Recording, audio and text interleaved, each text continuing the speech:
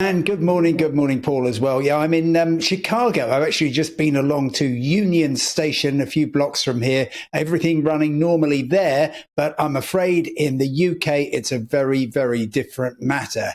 Yes, we have 9 train operators, and let me run through the train operators who have said no trains whatsoever. That includes Avanti West Coast. It includes Southeastern. It includes the London Overground. And the last one is, forgive me, it's West Midlands trains. They said they're not running any at all. That means that the other 5, which are Greater Anglia, Hull Trains, LNER, GWR, they have only a skeleton service. And I tell you what, while it's trying to look on the upside, I know you're trying to do lots of that this morning. There's plenty of train operators that are running normally. For example, ScotRail, Transport for Wales, Northern Ireland Railways, which keeps running whatever happens with strikes in Great Britain. They're still going, East Midlands Railway. But the really serious news is that overnight, TransPennine Express, whose drivers aren't on strike, have actually said, tell you what, we've had to cancel dozens of services between Glasgow and northwest England, in particular Manchester. That means, and I've just tried this, if you want to travel from Glasgow to Manchester, until yesterday, you could happily book a train for today, even though Avanti West Coast wasn't working.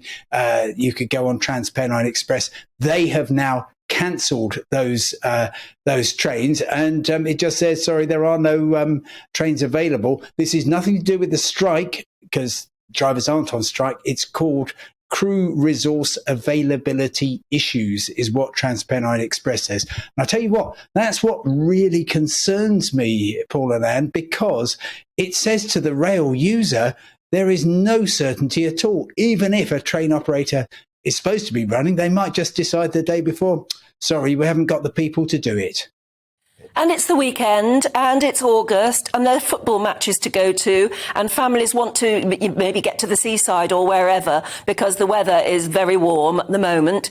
And in many parts of the country, they simply won't be able to get anywhere. Well, absolutely. Let's take Devon and Cornwall. Now, while GWR, Great Western Railway, is running a skeleton service basically between London and Bristol, it's not going into Devon or to Cornwall.